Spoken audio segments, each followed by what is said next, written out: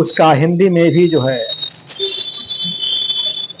गजेंद्र जो 29 श्लोकों में परमात्मा की स्तुति करी है, परमात्मा बैकुंठ धाम से दौड़े चले आए। आइए उस 29 श्लोकों का बड़े भाव से अपने पूर्वजों का स्मरण करते हुए कि पूर्वज ही मेरे साथ सुन रहे हैं, बड़े भाव से सुनिए। आपके पूर्वजों को भी जहां जिस लोक में होंगे शांति मिलेगी, भगवान से यही प्रार्थना है। यो निश्चित कर व्यवसित मति से मन प्रथम हृदय से जोड़ लिया, फिर पूर्व जन्म में अनुशिक्षित इस परम मंत्र का जाप किया। मन से है, गजेंद्र तो बोला है, मन से है ओम नमन प्रभु को, जिससे यह जड़ चेतन बनता। जो परम पुरुष जो आदि बीज सर्वोपरि जिसकी ईश्वरता, जिसमें जिससे जिसके द्वारा जग की सत्ता, जो स्वयं यही जो कारण कार्य परे सबके, जो निज भुआज शरण वही। अपने में ही अपनी माया से ही रचे हुए संसार को हो कभी प्रकट अंतरहित, कभी देखता उभय प्रकार। जो अविध दिक् साक्षी बनकर, जो पर से भी है सदा परे, है जो स्वयं प्रकाशक अपना, मेरी रक्षा आज करे।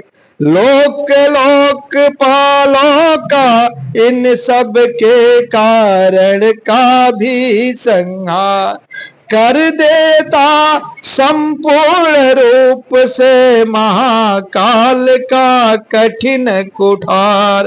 अंधकार तब छा जाता है एक गहन गंभीर अपार, उसके पार चमकते जो विभु वेले, मुझको आज संभार। देवता तथा ऋषि लोग नहीं, जिनके स्वरूप को जान सके, फिर कौन दूसरा जीव भला, जो उनको कभी बखान सके। जो करते नाना रूप धरे, लीला अनेक नट तोल रचा, है दुर्गम जिनका चरित सिंधु, वे महापुरुष ले मुझे बचा। जो साधु स्वभावी सर्वहृदय, वे मुनिगण भी सब संग छोड़, बस केवल मात्र आत्मा का सब भूतों से संबंध जोड़। जिनके मंगलमय पद दर्शन की इच्छा से वन में पालन करते, अलोक व्रत का अखंड वे ही है मेरे अवलंबन। जिसका होता है जन्म नहीं, केवल भ्रम से होता भास प्रतीत। जो कर्म और गुण दोष तथा जो नाम रूप से है अतीत, रचनी होती जब सृष्टि, किंतु जब करना होता उस काल, तब अंगीकृत कर लेता है इन धर्मों को वह यथा समय। उस परमेश्वर उस परम ब्रह्म उस अमित शक्ति को नमस्कार। जो अद्भुत करता जो अरूप, फिर भी लेता बहुरूप धार। बन सतो गुणी सुन बीती मार्ग से पाते जिसको विद्वत जन जो सुख स्वरूप निर्वाण जनित जो मोक्ष धाम पति उसे नमन जो शांत घोर जड़ रूप प्रकट होते तीनों गुण धर्म धार उस सौम्य ज्ञान घन निर्विशेष को नमस्कार है नमस्कार। सबके स्वामी सबके साक्षी क्षेत्रज्ञ तुझे है नमस्कार। हे आत्म मूल हे मूल प्रकृति हे पुरुष नमस्ते बार बार। इंद्रिय विषयों का जो दृष्टा इंद्रियानुभव का जो कारण जो व्यक्त सत्य की छाया में हे सदा भास है तुझे नमन। सबके कारण निष्कारण भी है प्रकृति रहित सबके कारण तेरे चरणों में बार बार है नमस्कार मेरा अर्पण। सब श्रुतियों शास्त्रों का सारे जो केवल एक अगाध निलय उस मोक्ष रूप को नमस्कार। जिसमें पाते सजन आश्रय जो ज्ञान रूप से छिपा गुणों के बीच काष्ठ में अनल अभिव्यक्ति चाहता मन जिसका जिस समय गुणों में हो हलचल। मैं नमस्कार करता उसको जो स्वयं प्रकाशित है उनमें आत्मालोचन करके न रहे जो विधि निषेध के बंधन में।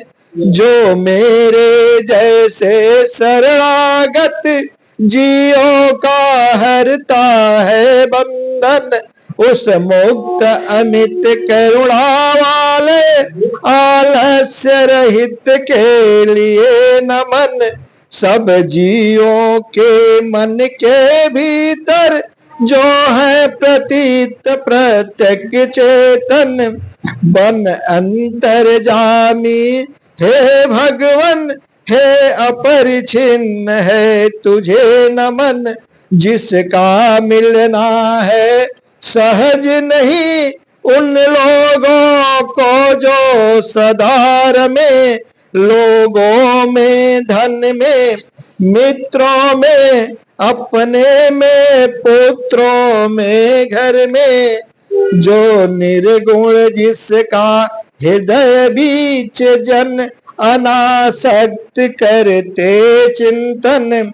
हे ज्ञान रूप हे परमेश्वर हे भगवन मेरा तुझे नमन। जिनको विमोक्ष धर्मार्थ काम की इच्छा वाले जन भज कर लेते हैं जो देते तथा अयाचित भर भी अपने भजने वालों को कर देते उनकी देह अमर। लेवे ही आज उबार मुझे इस संकट से करुणा सागर। जिनके अनन्य जन धर्म अर्थ या काम मोक्ष पुरुषार्थ सकल की चाह नहीं रखते मन में। जिनकी बस इतनी रुचि केवल अत्यंत विलक्षण श्री हरि के जो चरित परम मंगल सुंदर आनंद सिंधु में मग्न रहे गा गा कर उनको निस्वासर।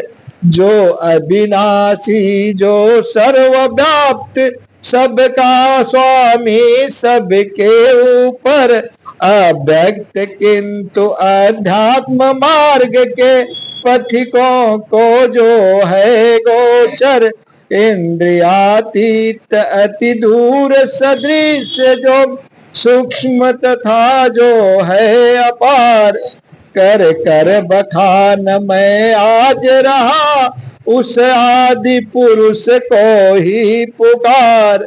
उत्पन्न वेद ब्रह्मादि देव ए लोक सकल चर और अचर, होते जिसकी बस स्वल्प कला से नाना नाम रूप धर कर, जो ज्वलित अग्नि से चिनगारी, जो रवि से किरणें निकल निकल फिर लौट उन्हीं में जाती है। गुणकृत प्रपंच उस भांति सकल, जो ज्वलित अग्नि से चिनगारी, जो रवि से किरणें निकल निकल फिर लौट उन्हीं में जाती है। गुण कर्म प्रपंच उस भांति सकल, मन बुद्धि सभी इंद्रियों तथा सब विविध जोनियों वाले तन का, जिससे प्रकटन हो जिसमें हो जाता है पुनरावर्तन, वह नहीं देव वह असुर नहीं, वह नहीं मर्त्य वह क्लीव नहीं, सब कारण अथवा कार्य नहीं, गुण कर्म पुरुष या जीव नहीं, सबका कर देने पर निषेध, जो कुछ रह जाता शेष वही, जो है अशेष जो है अशेष हो प्रकट आज, हर ले मेरा सब क्लेश वही, जो है अशेष हो प्रकट आज, हर ले मेरा सब क्लेश वही।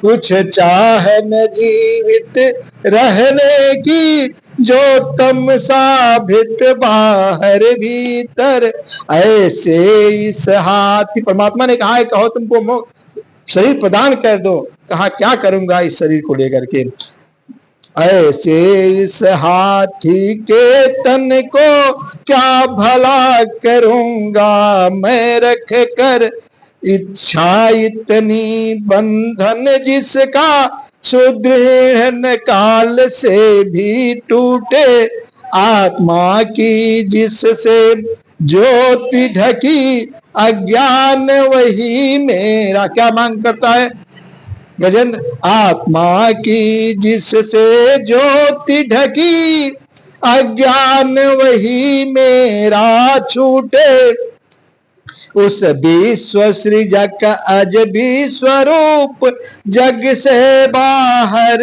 जग सूत्रधार, विश्वात्मा ब्रह्म परम पद को इस मोक्षार्थी का नमस्कार, निज कर्म जाल को भक्ति जोग से जला, जोग परिशुद्ध हृदय में जिसे देखते जोगी जन, जोगेश्वर प्रतिमय नत सविनय, हो सकता सहन नहीं जिसकी त्रिगुणात्मक शक्ति का वेग प्रबल, जो होता तथा प्रतीत धरे इंद्रिय विषयों का रूप सकल, जो निर्गुण जिनने मलिन विषयों में जो कि इंद्रियों के उलझे, शरणागत पालक अमित शक्ति है, बारंबार प्रणाम तुझे, अनभिज्ञ जीव जिसकी मायाकृत अहंकार द्वारा अपहत,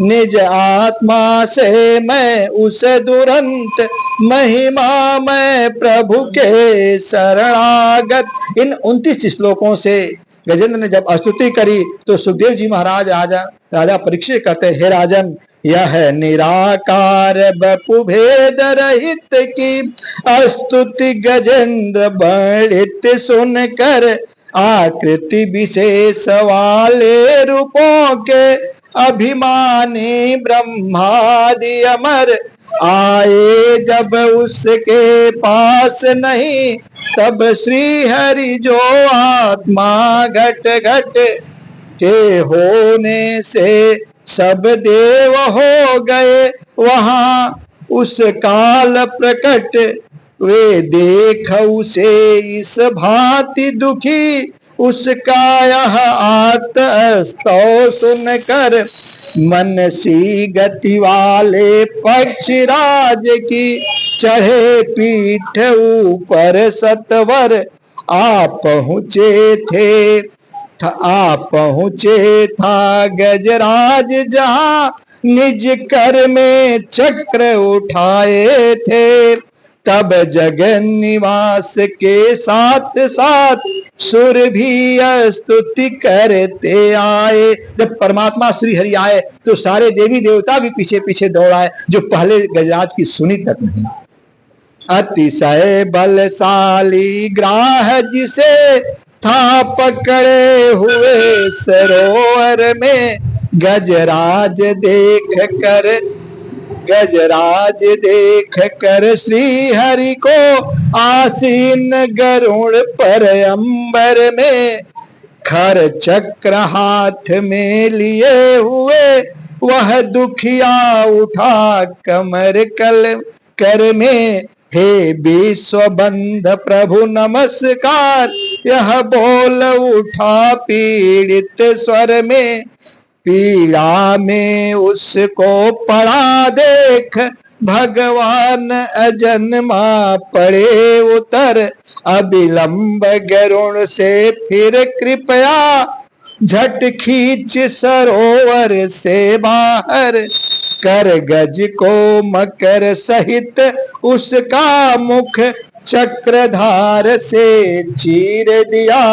देखते देखते सुरगण के हरि ने गजेंद्र को छुड़ा लिया।